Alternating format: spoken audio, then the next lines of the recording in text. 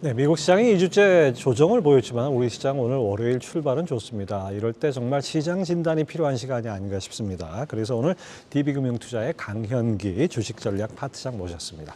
어서 오십시오. 예, 반갑습니다. 한 달여 만에 뵀는데 되게 오래된 것 같습니다. 그동안 너무 많은 일이 있어가지고. 맞습니다. 그렇죠. 자, 지난주 발표된 미국의 PPI 생산자 물가 전월 대비 0.6% 시장 예상치를 뛰어넘고 소매 판매 지표도 한 달 만에 플러스. 유가는 오르고 미국 경제 물가 잡기가 정말 만만치 않은 것 같습니다. 맞습니다. 예, 물가에 대한 걱정이 다시 나타날 수 있습니다. 저희가 CPI를 보면 1월에는 그 전년 동월비 기준으로 3.1, 예. 예, 그러다가 2월에는 3.2, 약간 올랐죠. 예. 그래서 혹시나 물가가 3%대 머물면서 뭐 끈적끈적한 물가라고도 표현하는데 이 상태에 머물지 않을까 걱정이 좀 있습니다. 다만, 예, 제가 봤을 때는 물가 상승률은 추가로 내려올 가능성이 좀 높아 보여요. 예, 왜 그러냐면 저희가 주거비가 CPI 구성에서는 35%를 차지하고 또 PC 물가, 이것도 많이 보시는데 요거에서는 또 20%를 차지합니다. 주거비가 보통 미국의 노동통계국에서는 수개월마다 한 번씩 재조사를 해요. 아, 예. 예, 매번 하긴 어려우니까. 근데 이게 기존까지 조사된 거에 의하면 아직은 뭐 효과적으로 내려오지 않는데 요즘에 미국의 주택 공급이 많이 이루어졌습니다. 아. 그래서 신규 주거비는 많이 내려왔어요. 이제 이것이 올해 연 중반부터 물가에 반영이 되면 물가 상승률은 다시 하락세로 이렇게 저희가 확인할 수 있지 않을까 봅니다. 제가 판단했을 때 올해 연 중반 이제 2% 중후반대에 저희가 확인할 수 있을 것 같아요. 예, 그나마 좀 다행입니다. 좀 안심이 됩니다. 예, 그 끈적끈적한 거 잘 붙으면 잘 안 떨어지지 않습니까? 맞습니다. 그런 것처럼 예. 정말 인플레 오래 가는데요. 자, 이번 주 중반에는 미국의 FOMC가 열립니다. 정말 관심사인데 6월에 금리를 인하가 아니라 동결할 것이다라는 가능성이 좀 높아지긴 했는데 오히려 거꾸로 연준이 점도표를 하향할 것이다라는 전망도 나오고 있어요. 어떻게 예. 보십니까? 지난번 FOMC를 보면 19명의 연준 위원 중에서 11분이 금리 인하 3번. 네. 예, 그리고 나머지 8분이 금리 인하 2번. 그러니까 상당히 뭐 11명 대 8명이면 좀 팽팽한 겁니다. 예. 그래서 근소한 차이로 여러 의견들이 오고 가는데 이번에 3월 FOMC에서 뭔가 좀 달라지더라도 시장 사람들이 그렇게 많이 놀라진 않을 것 같아요. 워낙 팽팽한 상황이었으니까. 근데 저는 오히려 제가 생각했을 땐 요즘은 금리 인하를 빨리 할 수 있는 시기는 아니다는 것을 투자자들이 인식했으면 좋겠습니다. 그러니까 제가 준비한 도표 한번 보실까요? 예. 네. 여기가 화폐 유통 속도를 제가 같이 그렸는데 1970년대에 제가 네모친 거, 1970년대 화폐 유통 속도가 올랐고 요때 물가 관련 이벤트 오일샥이 있었죠. 1차 네. 오일샥, 2차 오일샥. 그래서 이제 물가가 많이 인플레가 찾아왔습니다. 요즘에도 화폐 유통 속도가 은근히 많이 올라왔어요. 그리고 국제 분쟁은 여전하죠. 예. 이때 금리 인하를 빨리 해버리면 언제든지 돈이 다시 또 물가에 달라붙을 수 있기 때문에 연준도 이 점을 염려해서 금리 인하를 상당히 좀 신중하게 천천히 내리지 않을까 싶습니다. 주식 시장에서 보면은 성장주에 지나치게 크게 방점이 찍히지는 않을 수도 있다. 이렇게도 저희가 그러니까 볼 수 금리를 있습니다. 내리긴 내리는데 우리 시장에서 연말 연초 기대했듯이 빨리 내리는 이런 건 아니라는 말씀이죠. 맞습니다. 그리고 내리는 폭도 당초 뭐 최대 7번, 5번 이런 건데 이런 기대는 많이 줄어들었다. 이렇게 보면 되겠죠. 맞습니다. 예. 자, 미 연준의 금리 인하와 함께 이 12 유럽 중앙은행 금리 인하도 관심이 모이는데 파트장님 리포트를 보니까 미국보다 22 금리 인하가 더 늦을 것으로 보셨어요. 유로존 물가가 상대적으로 좀 더 안정적이 아닌가 싶은데 이렇게 보신 이유는 뭔가요? 예, 저희가 역사적으로 보면은 좀 많이 임플리케이션을 얻을 수 있는데 이것도 도표 한번 보시죠. 네. 유로존의 통화 정책 변화 속도가 상당히 재밌더라고요. 여기에 녹색 선은 미국의 기준금리, 그리고 회색 선은 유로존의 기준금리인데 2000년대 초반에도 유로존이 미국보다 4개월 늦게 통화 정책이 형성됐어요. 그리고 2000년 후반에는 이때 1년 늦게 유로존이 통화 정책을 1년이나 차이가 맞습니다. 났군요. 미국 따라갔죠. 이게 왜 그러냐 하면 사실은 미국은 의사 결정 속도가 유로존보다 빠를 수밖에 없습니다. 유로존은 다수 국가가 모여 있는 네. 상태이기 때문에. 그리고 이번에도 마찬가지일 것 같은데 유로존 내부의 회원국 간의 헤드라인 CPI를 보여줍니다. 지금 유로존의 평균 물가는 YOY 기준으로 2.6. 예, 미국보다도 안정적으로 보이죠. 예. 그런데 회원국 간의 그 차이가 상당해요. 어떤 국가는 뭐 라트비아, 리투아니아, 이탈리아 디플레입니다. 1% 미치네요. 진짜. 맞습니다. 이곳은 빨리 금리를 내려줘야 됩니다. 자, 그런데 아래쪽에 보시죠. 뭐 오스트리아하고 이제 몇몇 국가들이 있는데 이쪽은 또 인플레이션입니다. 예. 이쪽은 빨리 금리를 올려줘야 돼요. 자, 그러면 올해 연 중반 미국이 금리를 만약에 내렸다고 해보겠습니다. 유로존이 같이 연동해서 내릴 수 있을까요? 아닙니다. 아직은 그 내부의 적절한 금리를 찾기가 힘들기 때문에 유로존은 당분간 동결할 가능성이 높고, 그럼 저희가 환율을 결정할 때 금리 차의 이동 경로에 의해서 환율이 결정이 되거든요. 미국은 금리를 내리는데 유로존이 동결한다. 그러면 달러는 약세로 갈 가능성이 그렇겠죠. 있습니다. 예. 그럼 자금은 한 번 더 좀 크게 이동할 가능성이 있지 않을까? 이것도 염두는 해둬야 될 것 같아요. 예. 뭐 유로존뿐이 아니라 또 이제 일본은행의 통화정책회의 이것이 또 이제 오늘부터 열리죠. 그 일본은행 피벗을 한다. 일본은 거꾸로 이제 그 완화해서 긴축으로 들어가는 건데 이게 언제 시작될지 그 시장에 관심이 모이는데 어떻게 보십니까? 저는 이번에도 변화의 가능성은 좀 높다고 봐요. 이번에 네, 맞습니다. 이번이 아닐지라도 그럼 그 다음에 더 높아질 수 있고. 왜 그러냐면 일본 통화 정책을 보면 그동안 2016년 2월부터일 겁니다. 정책 금리 마이너스로 유지했고 또 이 장기 금리를 0%대 부근으로 낮추는, 물론 밴드는 계속 조정했지만 YCC 정책도 하고 있고 ETF도 일본은행이 직매입했지 않습니까? 자, 그런데 여기에서 우에다 가츠오 총재께서 일본은행이 통화 정책을 변경하는 조건이 뭐라고 지속적으로 언급했냐면 여러 상황이 임금을 올리기 시작할 때부터 통화 정책을 변경할 것이다. 이건 이제 오래전부터 말씀 많이 하셨어요. 그럼 한번 따져봐야 됩니다. 지금의 일본의 헤드라인 물가는 2.2%, YOY로. 그리고 임금은 요즘 2% 올랐어요. 그러면 어느 정도의 조건은 만족돼 있고 일본의 통화 정책 변경 가능성은 높아지고 있죠.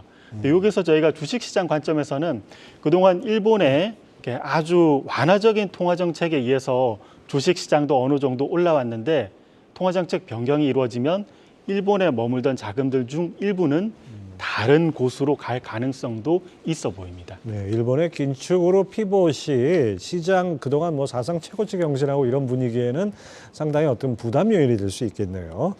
자, 리포트를 보면 중국의 부양책, 특히 이제 5년 만기 대출 우대 금리를 낮춘 것에 대해서 긍정적으로 평가하셨어요. 그렇다면 중국 경제 이제는 좀 서서히 살아날 수 있는 여지가 있는지 어떻게 보십니까? 저는 한번 요 설명드리기 위해서 도표도 하나 있는데 요 같이 한번 보시죠. 이 도표에서 회색 선, 중국의 소비 심리 지수죠. 이 소비 심리가 재밌게도 중국은 부동산하고 연관이 많이 되더라고요. 만약에 중국이 소비를 부양하기 위해서 직접적으로 여러 소비에 돈을 투자한다. 그러면 유동성 함정에 빠질 수 있습니다. 잘 안 먹힐 수 있어요. 그렇죠. 그래서 중국은 부동산 경기를 돌보는 것을 통해서 내수 부양을 하는 게 상당히 효과적입니다. 그런데 중국의 1년 만기 대출 우대 금리는 일반 대출에 영향을 주고 5년 만기 대출 우대 금리는 소위 주담대에 영향을 줍니다. 주택담보대출에 맞습니다. 길게 가니까요. 맞습니다. 그러니까 이제 부동산부터 돌봐서 내수를 부양하겠다는 그 시도 첫 단추를 끼운 거라고 볼 수 있죠. 그리고 또 이번에 중국이 초장기 특별 국채 발행을 언급했습니다. 이게 역사상 네 번째죠. 첫 번째가 1998년 아시아 외환위기 직후, 그리고 두 번째가 2007년 금융위기 직후, 그리고 세 번째가 2020년 팬데믹 직후에도 중국이 초장기 특별 국채 발행을 했습니다. 이게 주요한 회복 국면에서 발행했어요. 그리고 이번이 네 번째입니다. 이게 그렇다면 이러한 것을 바탕으로 재원을 마련해서 조금 더 본격적으로 부양의 드라이브를 걸지 걸고 있지 않나. 중국은 실질적으로 지금 움직이고 있습니다. 많은 분들이 좀 부정적으로 생각하시는 예. 분들이 많은데 중국은 실질적으로 움직이고 있고 경기 회복의 가능성은 높다고 저는 평가하고 있어요. 예. 사실 뭐 나오는 지표들은 다 과거 얘기니까 지금 움직이는 거를 정확히 반영하는 건 아니죠. 예. 그런 측면에서 지금 중국도 꿈틀꿈틀 뭔가 움직이고 있다는 점 예. 주목해서 봐야겠습니다. 예.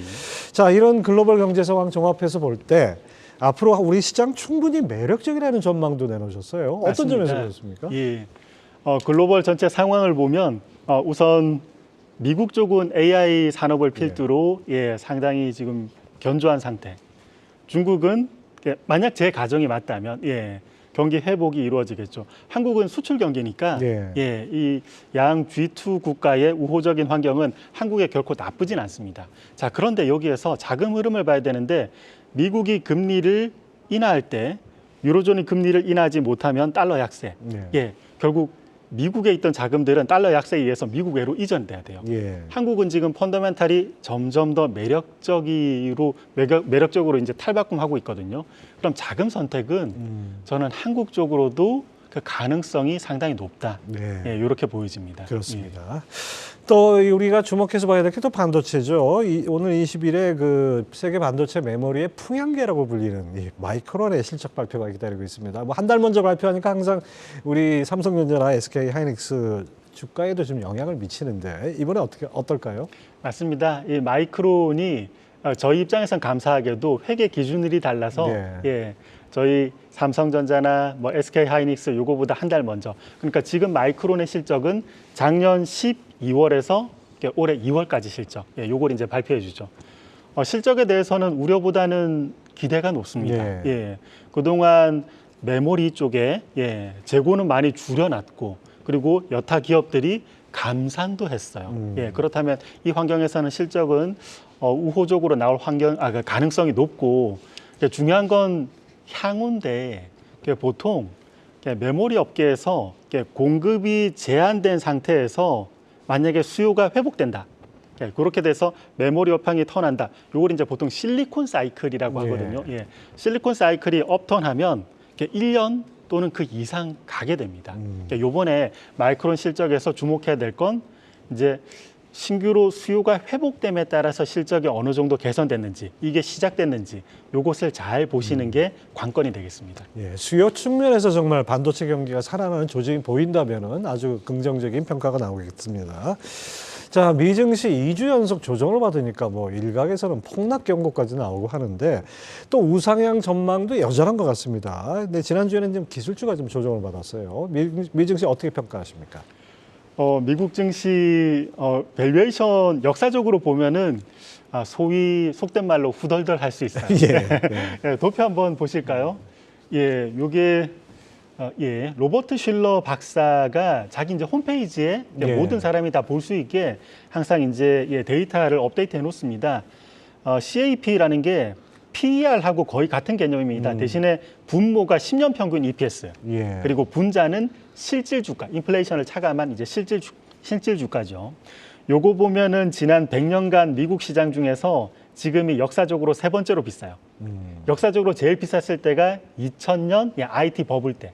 그리고 두 번째로 비쌌을 때가 예전에 이제 무제한 양적 완화에서 2021년까지 시장 좋았죠. 그러니까 EPS, 그 10년 평균 EPS의 44배였고 2021년에 39배. 맞습니다. 그리고 직전까지는 역사상 세 번째로 비쌌던 게 1929년.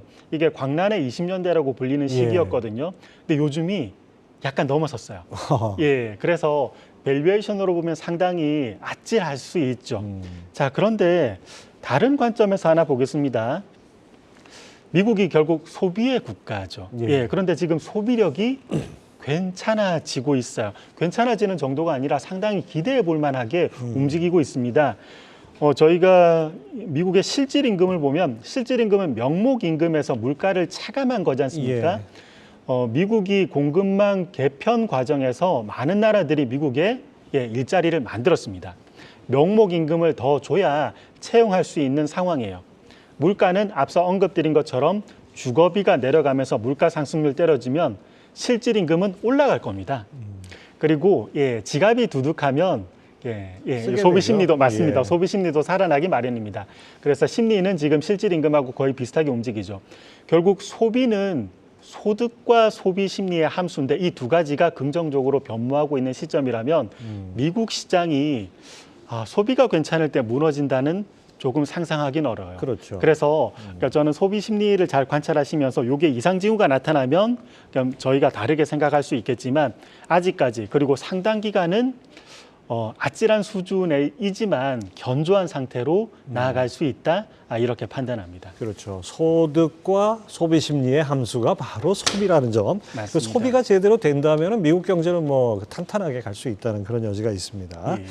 자, 지난 연말부터 지금까지 가장 수익률이 높은 섹터를 꼽으라면 당연히 AI 관련주죠. 맞습니다. 특히 AI 반도체주인데 파 트장님은 좀 약간 색다른 의견을 내셨습니다. 이제는 AI보다 구경제 산업에 기회가 있을 것이다. 맞습니다. 이거 근거 있는 얘기입니까? 예, 이건 상당히 관념적으로 저희가 이제 접근할 수도 있는데 그러니까 여러 데이터들 종합하고 제가 이렇게 관념적으로 그려와 봤습니다.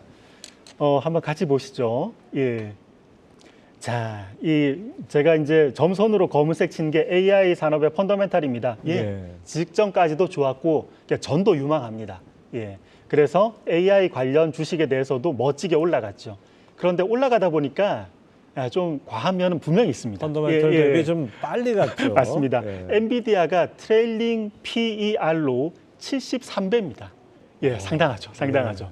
자, 그리고 이제 아래쪽에 제가 검은 점선으로 친 거 구경제 굴뚝 산업이죠.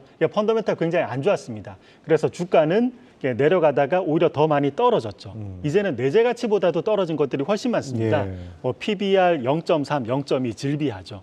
그런데 요즘에 지표들을 여러 가지로 종합적으로 관찰해 보면 경제 전반의 소프트 지표들이 올라오고 있습니다. 자, 그럼 이 시점에서 생각해 볼게요. AI 산업은 펀더멘탈은 상승했고 상승할 겁니다. 그런데 밸류에이션이 굉장히 높죠. 주가가 더 빨리 갔으니까요. 맞습니다. 예. 그런데 구경제 산업은 펀더멘탈이 안 좋았지만 이제 반등하고 있습니다. 그런데 저밸류란 말이죠. 그러면 자금은 어디로 갈까요? 제가 볼 때 합리적인 선택은 후자 쪽에도 일부 자금은 이제 갈 가능성이 있지 않겠느냐. 근데 뭐 시장에서 항상 선택이 합리적으로만 이루어지는 건 아니지 않습니까? 맞습니다. 그래서 뭔가 좀 AI로만 쏠렸던 자금의 조금 분산 효과 이런 거는 기대할 수 있을 것 같습니다. 예. 자, 그다음에 이제 어쨌든 간에 올해 안에 금리 인하가 있을 것 같은데 시장 유동성은 그렇게 되면 더 늘어나지 않겠습니까? 그러면 맞습니다. AI 섹터에 집중돼 있던 포트폴리오 조금 더 분산되는 이런 어떤 그 일이 있을 것 같은데 어떻게 보십니까? 예, 맞습니다. 지금 금리 인하 사이클에서 한 가지 자금 흐름 쪽에서는 달러 약세 가능성이 있죠. 미국에서 미국 외로 이전되고 그리고 또 동력 측면에서는 미국의 AI 산업도 강했지만 중국의 부양책에 대해서도 실질적으로 투자자분들 여러 가지 따져보면 이제 부양책이 여러 가지 각종 움직이는 모습이 관찰이 됩니다. 중국의 부양책이 신선도 높은 동력으로 작용하고 있죠. 자, 그렇다면 저희도 자금 중 일부는 그동안 중국 부양책에 실망해서 많이 떨어졌던 하지만 이후 올라갈 수 있는 그 가능성에 배치를 하는 게 합리적일 것 같아요. 한국 시장 입장에서는 소위 시크리컬 산업들 이것이 그쪽에 많이 소속돼 있는데 사이클 타는 산업들이 다 그렇죠. 뭐. 맞습니다. 특히나 철강 쪽이 이제 대표적일 것 같아요. 좀 그래서 이쪽도 자금을 좀 분배하는 게 적절하지 않을까 이렇게 생각을 합니다. 지금 저 중국 부양책과 철강 저건 어떤 그래프입니까? 여러분들 저희가 이제 녹색선은 한국의 포스코 제외한 철강 주가고 회색선은 중국의 광공업 생산, 부양책을 하면 광공업 생산은 올라오겠죠. 근데 만약에 제가 라벨을 지웠다면 어느 게 한국 철강 주가고 어느 게 중국의 광공업 생산인지 구분하실 수 있겠습니까? 똑같이 움직이네요. 거의. 맞습니다. 자, 그리고 현재 한국의 철강 쪽이 포스코 제외하고 PBR이 0.3배 언더예요. 평균 회기만으로도 올라갈 여지는 있습니다. 이게 그레이엄식 가치주 투자법이죠. 그런데 여기에서 동력이 하나 더 추가될 수도 있는 거죠. 중국 부양책. 그러면 업사이드 룸은 좀 더 크기 때문에 리스크 대비 리턴 관점에서 철강이 투자자에게 상당히 유리한 선택이 될 수 있습니다. 네, 근데 이제 철강 투자하려면 아무래도 이제 중국 부동산 경기나 건설 경기 이런데 좀 뭔가 좀 긍정적인 시그널이 나온다면은 좀 더 안심을 할 수 있을 것 같습니다. 자, 향후 유망한 가치주 중에 하나로 유틸리티를 꼽으셨어요. 그 맞습니다. 최근에 유틸리티 흐름 우리나라도 좋고, 그다음에 또 전선주 요즘 또 상당히 각광받지 않았습니까? 앞으로 더 갈 수 있다고 보시는 겁니까? 이 전략을 하다 보니까 가끔 소 뒷발의 쥐잡기로 네. 이렇게 유틸리티를 좀 산조적으로 언급했는데 맞추는 경우도 덜어 있더라고요. 아, 그거 예. 자주 맞추셔야지. 자, 그런데 이제 유틸리티 쪽에 이게 모멘텀이 이 도표 한번 같이 보시죠. 유틸리티 업종이 탑다운 측면에서는 상당히 깔끔한 동력으로 움직입니다. 물가 상승률이 떨어지면 돼요. 아, 2012년부터 15년 볼까요? 이때도 물가 상승률이 떨어지고 나중에 너무 많이 떨어져서 글로벌 디플레라고 불렀는데 이때 물가 상승률 검은색 선, 회색 선 떨어졌습니다. 그러면은 유틸리티는 원재료 비용이 경감되기 때문에 이익 정상화 기대가 살아나요. 그래서 유틸리티가 많이 올랐죠. 원재료 가격 때문에 저거야 밀접한 맞습니다. 연관인데요. 그리고 요즘에도 물가 상승률 떨어졌고 앞으로도 제가 앞서 언급드렸듯이 추가로 떨어질 수 있습니다. 그리고 또 유틸리티가 PBR은 철강보다 더 낮아요. PBR 0.2배. 이렇게 되면 안전마진 확보된 상태에서 이게 물가 떨어지는 그 동력도 있기 때문에 저는 추가로 좀 더 긴 호흡으로 상승이 전개되지 않을까 이렇게 생각을 합니다. 인플레가 낮아질수록 유틸리티주는 호재가 된다. 맞습니다. 이렇게 보면 되겠습니다. 자, 이번 주에 또 슈퍼 주총 위크입니다. 12월 결산 상장법인 중에 무려 371곳이 주총을 여는데 또 이번 주만에 어떤 특징적인 이런 여지도 있을 것 같아요. 또 스튜어드십 코드 가이드라인 개정 계획도 나오는 만큼 여느 해의 주총하고는 좀 다른 분위기일 것 같은데 어떤 변화가 있을까요? 스튜어드십 코드 개정으로 되면 이제 국내 여러 유수 기관들이 기업 밸류업 프로그램 또는 이걸 제시했던 걸 여러 추적을 하면서 투자 풀을 점검을 계속 하게 돼 있습니다. 그렇다면은 기업들도 당연히 자기의 기업 가치 제고를 위해서 의견을 제시하는 걸 활성화하겠죠. 이번 주총부터 많이 나타날 것 같아요. 다만 여기에서 투자자분들이 좀 주의해야 될 건 지금이 관련 제도 시행 초기인데 여러 기업들도 좀 더 낙관론에 입각해서 여러 계획들을 발표할 수도 있습니다. 그래서 투자자분들은 이 점에 대해서는 좀 냉철한 시각을 갖고 이게 과연 기업들이 제시한 것이 현실성이 있는지 이걸 좀 냉엄하게 따져보는 시간을 또 한번 가져봐야 될 것 같긴 해요. 그렇습니다. 항상 그 검증을 해야 되겠죠. 자, 그동안 외국인과 기관은 밸류업 수혜 업종들을 동반 순매수했고 특히 이제 금융주, 보험주 이렇게 저 PBR주 상당히 좀 좋은 흐름을 보였는데 그러면 이번 주 주총 추진이 마무리되면은 앞으로 좀 주도주 흐름이 좀 바뀔 여지가 있을까요? 저는 바뀔 여지가 있다고 봅니다. 그러니까 그동안은 밸류업에서 많은 분들이 총주주 환원율에 포커스를 맞췄어요. 그래서 직전까지 이익이 많이 났던 그리고 총주주 환원율을 높일 여지가 있는 여력이 있는 기업들의 가치주가 좀 더 이제 밸류업이 이루어졌죠. 은행이 대표적입니다. 그런데 저희가 밸류에이션은 근본적으로 수익성이 올라가면 밸류에이션도 올라가요. 그래서 향후로는 이제 기업 실적이 회복될 수 있는 그러한 근데 아직은 저평가된 주식들 앞서 언급드렸던 철강이라든지 유틸리티 이런 쪽으로 좀 더 시장 관심은 이전될 수 있지 않을까 생각이 됩니다. 최근에 또 이제 조선주가 또 관심을 받는 게 미국 5개 노조가 이제 중국의 불공정 무역 관행 때문에 미국의 조선업 회복을 막는 장벽으로 작용하고 있다. 이런 서한을 보내면서 미국 선거처럼 다가오니까 또 관심을 모았죠. 우리 조선산업 반사의 이익이 기대되는데 이게 추세적으로 좀 주가에 반영될 수 있을까요? 표면적으로 보면은 이제 미국과 중국의 여러 마찰, 조선업종 내에서도 이게 한국의 반사이익이 될 수 있어 보이기는 하는데 사실은 미국과 중국이 오히려 사이좋게 경제적으로도 협력 관계에서 교역이 많아지면 한국의 조선업종이 훨씬 좋습니다. 교역 서로 잘 지내는 게 더 좋다는 맞습니다. 거죠. 이게 본질적인 이유죠. 그래서 지금의 여러 마찰적인 이슈는 저희가 너무 긴 호흡으로 바라보기보다는 좀 달리 생각해 볼 필요가 있다. 네. 이렇게 언급드리고 싶어요. 네, 그렇습니다. 뭐 서로 잘 지내고 교육이 늘어나는 것만큼 호재가 없을 것 같아요. 맞습니다. 우리 기업들한테는. 자, 여러 이슈들이 기다리고 있는 한 주인데 오늘 출발이 좋지만은 이번 주 시장 대응 전략 그렇게 만만한 것 같지는 않습니다. 어떻게 제시하시겠습니까? 예, 저는 우리 코스피 박스권을 돌파하는 지가 굉장히 중요하다고 봅니다.